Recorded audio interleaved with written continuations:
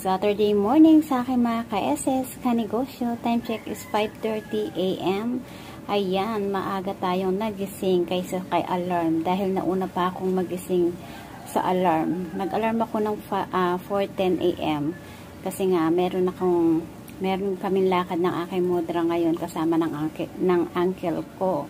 Dahil merong vaccination sa pneumonia. Ayan, ang mahal kasi ng yung alam niyo yun, ang mahal nung vaccination na yon, 6K, o diba, pagkakataon na natin makalibre kasi may palibre dito sa amin. Pakana yata ni Mayor or yung mga kumakandidato kasi nga botohan na naman, o diba, magaling lang talaga kapag botohan, ang daming mga palibre. So kahapon, akala ko hindi ako makakakuta ng benta. Dahil talaga maghapon sobrang tumal, nakakaloka. Kaya lang thanks God pagdating naman ng gabi, ayan. Dahil may bisita nga itong tapat natin, dahil nga may nakatira na dyan, bagong upa sila kahapon lang naglipat. Nagawa na kasi yung bandang likod nitong paupahan na ginawang katapat ko ng bahay.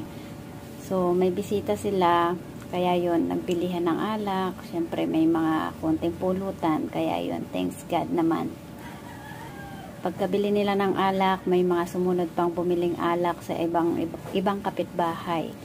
Kaya super thanks God na sobra naman tayo sa quota. So, for today's video, ayan, mag-aalmusal muna tayo dahil nakapagluto na ako ng almusal at babaunin namin dahil mahirap na baka magutom tayo doon.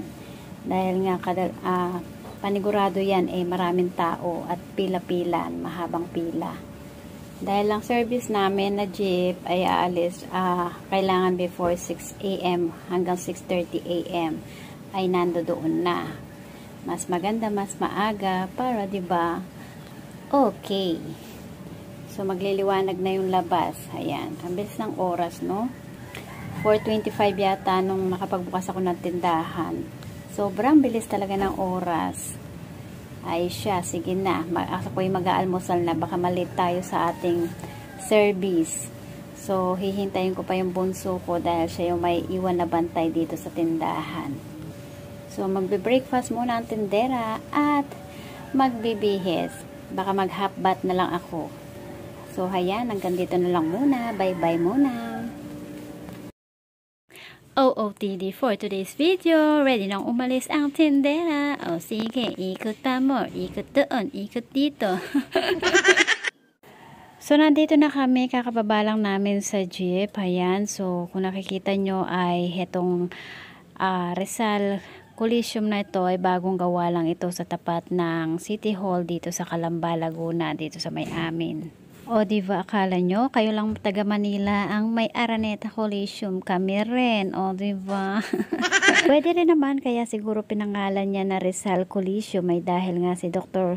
Jose Rizal ay taga dito sa Calamba, Laguna. At pwede rin naman dahil nga ang aming mayor dito sa Calamba, Laguna, kasalukuyan ay Rizal din.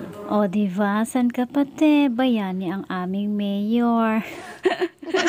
Sa totoo lang ay first time ko ito makita kasi nung huling punta ko dito sa City Hall ay wala pa ito, ginagawa pa lang kasalukuyan. Pero totally hindi pa talaga ito tapos lahat.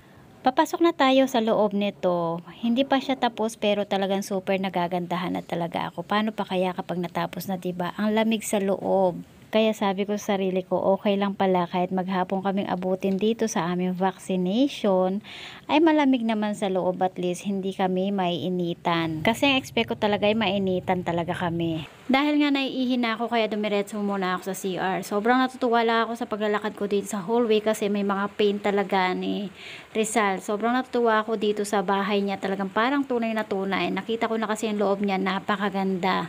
Talaga mamahalin yung mga gamit sa loob. So, ayan si Rizal. Ayan yung ating paglalakad sa hallway. Meron pa mga ni Rizal. Talagang sobrang ma-enjoy mo ang paglalakad sa hallway. Papuntang CR pa lang yan, ha. Ang ganda. Parang tunay. Ayan siya, oh.